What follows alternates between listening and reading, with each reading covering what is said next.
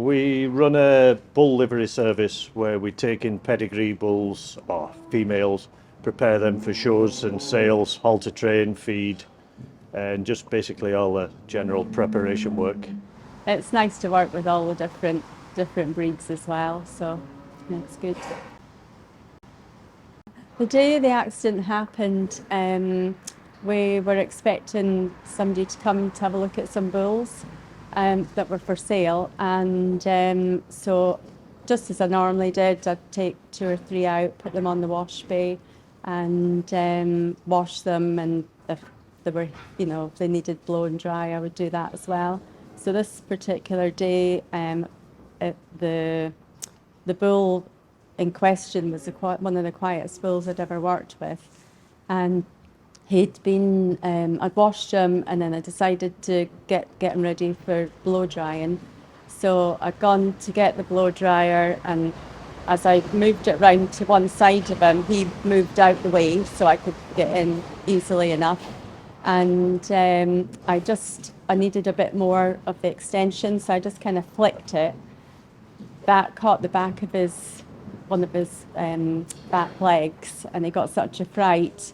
He jumped round and bashed me against the side, and I got such a fright. I dropped the hose of the blower, and of course it was going like a snake underneath him, and the bull ended up just freaking out and jumping up and down on 4 feet. And as he kept jumping up, he kept swinging back round and slamming me into the side. And I could feel myself sliding down the gate. But as I was going down, I could see like the hose was still, going about like a snake. And I could see that if I went much further down, there was no way I would get back out. So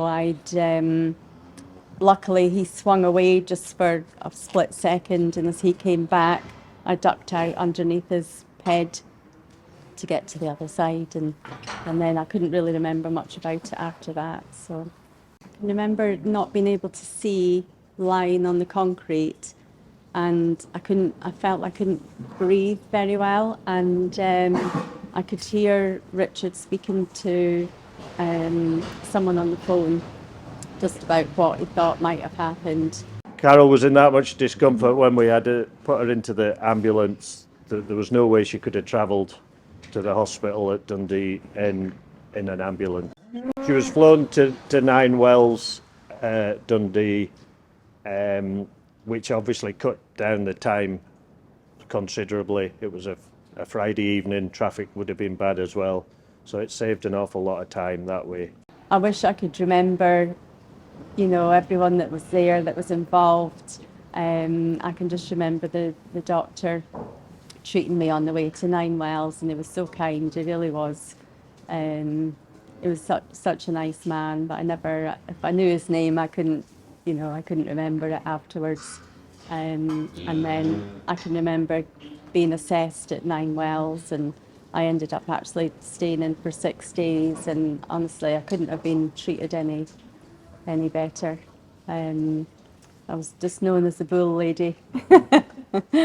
Looking back, I can remember when the bull kept slamming back into me. When I was sliding down the gate, I just kept thinking, I think this is it. I don't think I'm going to get out of this. It's certainly made us be more safety conscious, although it was a freak accident, we appreciate that, but it certainly makes us think, and we assess situations far more carefully than we used to do, definitely. Anything can happen within just a few seconds, split second.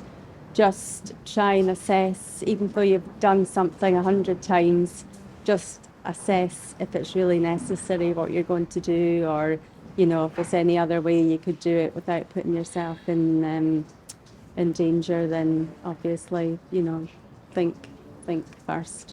There's no point taking a chance. Just be careful and don't do anything unless it's necessary. Don't take that chance. We certainly don't do that anymore. No.